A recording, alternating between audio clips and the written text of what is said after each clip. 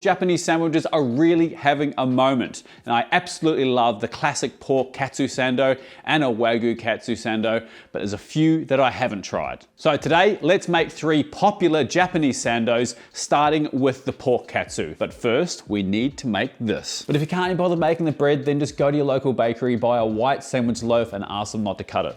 But it is kind of cheating. Time to make the milk bread. And first up, we need to make a tangjeon, which is the secret to fluffy bread without it going stale super quickly. So we've got 100 mils of water and we've got 25 grams of flour. We need a non-stick pan because this does get quite sticky, and we're just trying to cook this out. And we're gonna form like a gluey, sticky paste. All right, once you got your sticky paste like that, put it back into a container, cover it with plastic, making sure that it's touching. That way, you won't form a skin. Into the fridge until that completely cools. I got my milk here, which I've just warmed briefly in the microwave. It's about 32 degrees.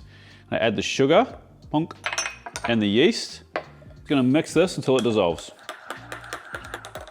To a bowl. Now, you can do this in a stand mixer with a hook, but I'm gonna do it in a bowl today to prove that you don't need a stand mixer if you don't want to, or if you don't have one. Flour. Well on the center, that's bread flour, so it's high protein. Make sure there's no lumps. You don't need to sift flour, but I don't know why that was a bit lumpy there, flour. Egg. Yeasty milk mixture, yummy. Now ambient, room temperature-ish tangjeon. Doesn't need to be super cold, you just don't want it hot. And that goes.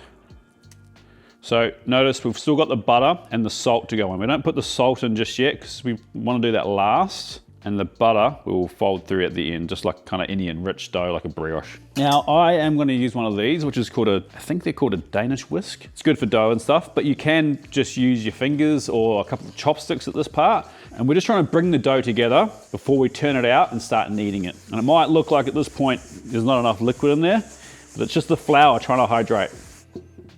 All right, we're going to lightly flour our bench. We're just gonna knead this for 10 to 12 minutes till it comes together and is nice and smooth. So mixing your dough like this can be a bit tricky because it is quite a sticky dough. So I like to use a method where I'm using a plastic dough cutter to scrape it up and then use one hand to kind of push it out. You don't want to use too much flour. A little bit of flour is fine, but use kind of as little as you can.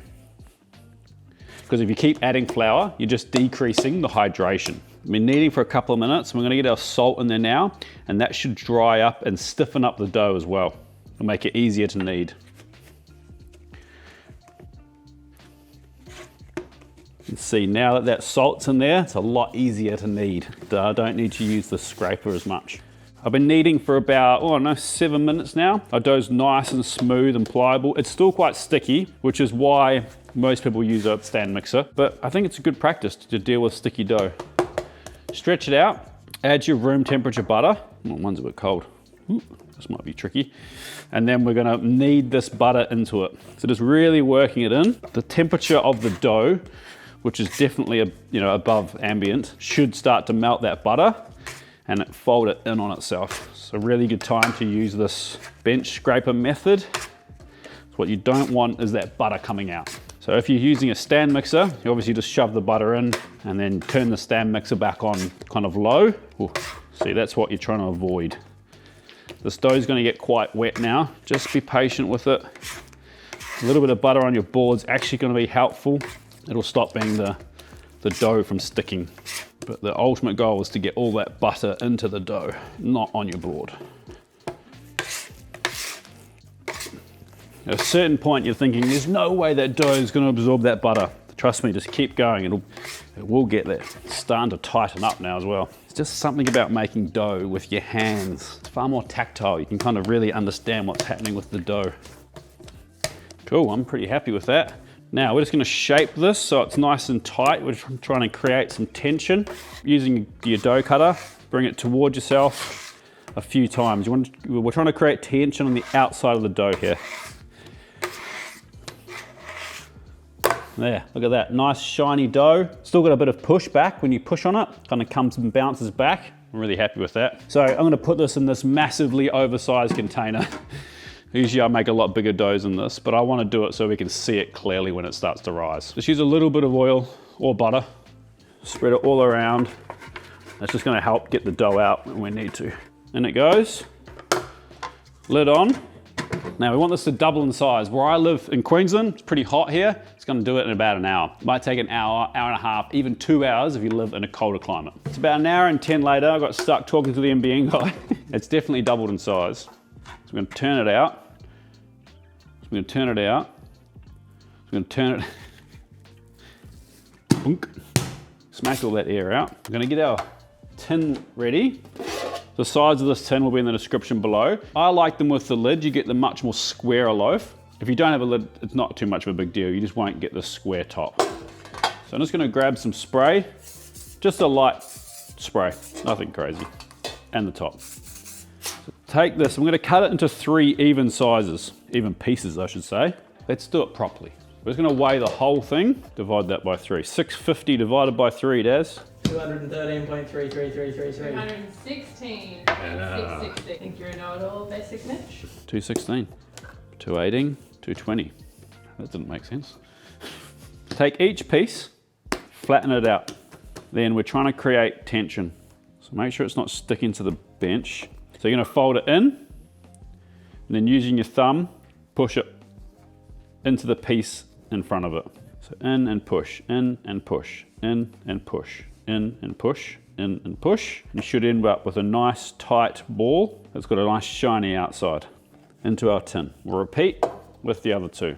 Stretch out, nice and far. You can probably make the end that's closest to you a bit wider than the top one. Push away with your thumb. Index over, away with your thumb. Index over, away with your thumb. Away with your thumb, away with your thumb. And in.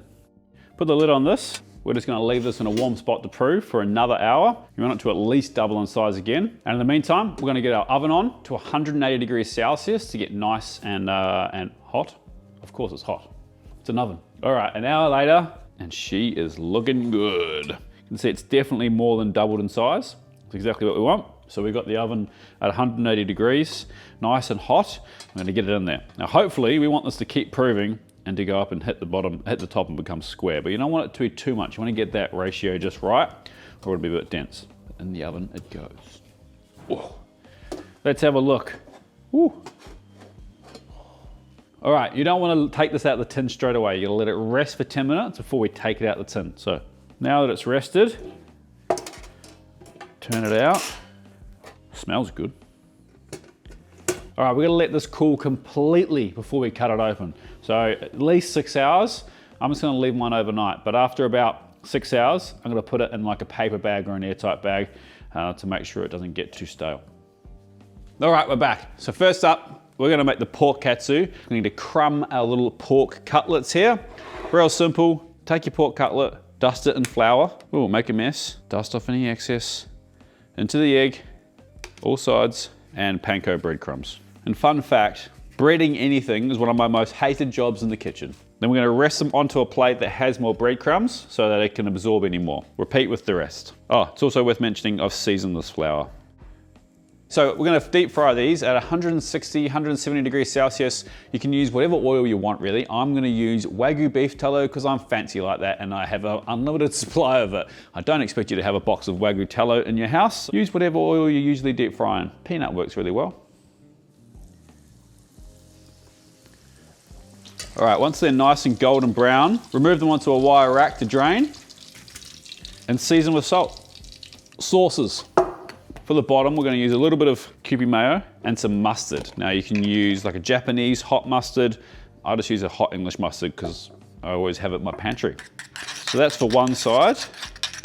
And then the tonkatsu sauce. You can just buy one, you can make one if you really want to. Honestly, I prefer just to buy it because the ones in the bottles that you can get at the supermarket, the Bulldog brand's good and the Kikkoman brand's really good as well. And the only other thing we need is some cabbage. Nice and finely chiffonade cabbage. I like to take the outer layers of the cabbage off and I'll use a Japanese mandolin and a lot of it goes a long way. So I'll cut that end off and then carefully run it through the mandolin nice and fine.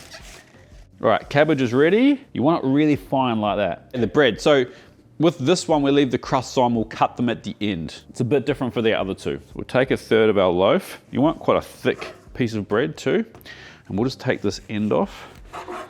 Then, well, that was a bit of a doorstop. I'll just straighten that up. Look at that. Good crumb on that, nice and soft. Happy days. Cut that in half. Wink. Let's have a taste. Mustard mayo on the bottom. Tonkatsu on the top. Pork cutlet. Cabbage. On she goes. Then get some plates. On that goes. We'll weigh it down a bit. So we're gonna let that just sit for 10 to 15 minutes just to get nice and, you know, you don't know, do you? I don't know either. What's the word I'm looking for, Mitchell? I don't know, but it's gonna look good. How pillowy that bread is. You push it and it bounces straight back though. Stunning. Oh, hasn't squashed heaps, has it? I probably cut that a bit thick. Oh well. So for this one, I'm gonna cut all the sides off. So fun fact, the Sando, the Katsu Sando, they were invented for the geishas because they wanted small bites that wouldn't ruin their makeup. We're gonna cut this on an angle today. Usually you kind of cut them like this, but I like my sandwiches in triangles. Oh, stunning. There you go, the pork cutlet Katsu Sando. Looks delicious. We're gonna save all the eating to the end. Next up, we're gonna make the egg Tamago. So Tamago, we need some hard boiled eggs. So we've got some water, it's almost up to a boil here. Place these in and we're gonna boil them for 10 minutes. All right, 10 minutes later, eggs out into ice cold water. We want these to chill completely, so leave them in there, just stir them every 1 to 2 minutes for a good 10 minutes. So while we're waiting for our eggs to cool completely, I should probably move those out of the way so you can see what I'm doing. We can get our bread ready. Probably cut it a little bit thick last time, so we'll cut it a little bit thinner. And this time we are gonna cut the crusts off before we make the sandwich. I just think it's a bit easier to do it now than trying to do it when this is full of luscious, creamy eggs. Dunk. Okay, time to peel these. Alrighty. Okay, so take your eggs and run your knife around the white, but don't cut all the way through. What we're trying to do is extract the yolk from the white. Look at those beautiful orange yolks. So put the yolk into your sieve, keep the white separate. Can I do it in one? Oh, close. Now we're gonna push the yolk through the sieve.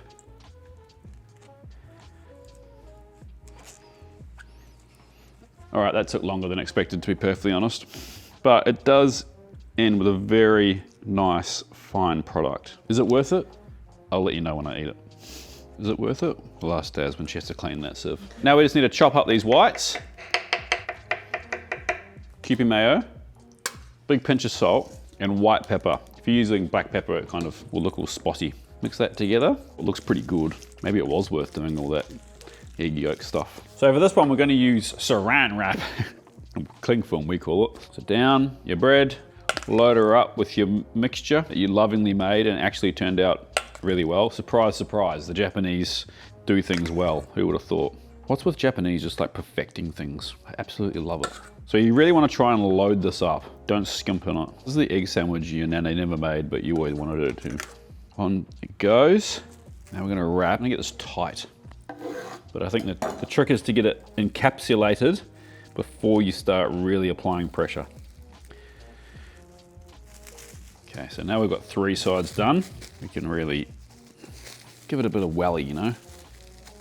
Okay, we want to put this in the fridge and let it set before we cut into it. Into the fridge it goes. And finally, one I've definitely never eaten before, but I am super excited to try. We're gonna do the cream with strawberries. I think you can use any fruit, but we're gonna use strawberries today because these look delicious. Whipping cream or thickened cream. I think it's the same thing. Someone will tell me if it's not. Anyway, whipping cream, icing sugar. I have seen some people do this with gelatin. I don't recommend you to do it because we're not putting this on the shelf. If it all falls apart at the end, we know why.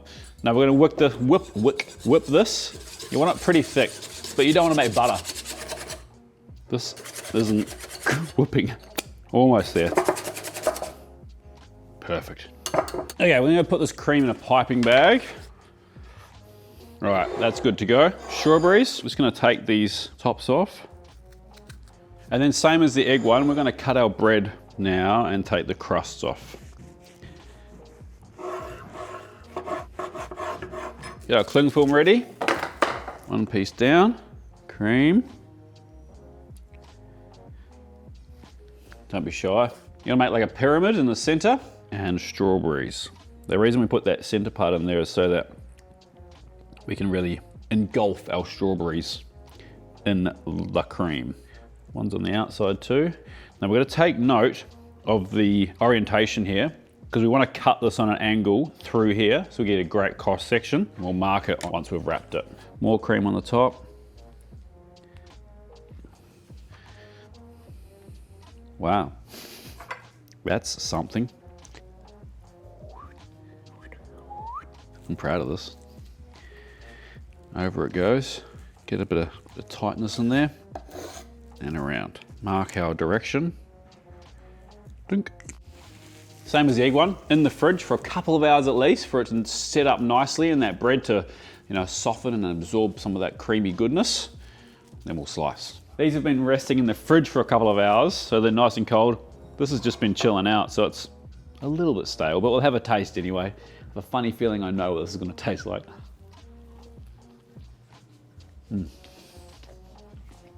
It's delicious. That fluffy, sweet bread, along with the heat from the mustard and that sweet sauce. Yum. Beautifully cooked pork cutlet. Should be a little bit crispy on the outside. It's probably not anymore, to be perfectly honest, just because it's kind of sat there for a while. But that is a delicious sandwich. But what I'm really excited about is these two. So first up, the egg. Let's see how this looks.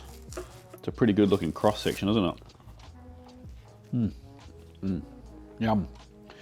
There's something about all those textures, the soft bread, and then the kind of the chunkier little bits of white.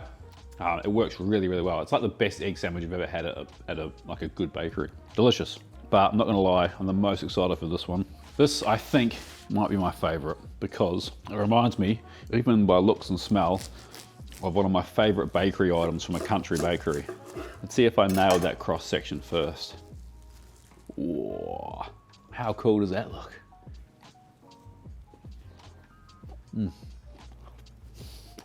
It's so good. It reminds me of a cream donut like you used to get at like a good bakery. I'm sure you can still get them. The sweet bread, the beautiful soft sweet cream and the fruit, and a little bit of sharpness from those strawberries. That is stunning. It's no wonder these sell out at all the shops that sell them in Japan. Anyway, legends, thank you so much for watching. Like this video if you took anything from it. Subscribe if you're not, and we'll see you next week for another recipe. Excuse me while I enjoy my strawberry sandwich.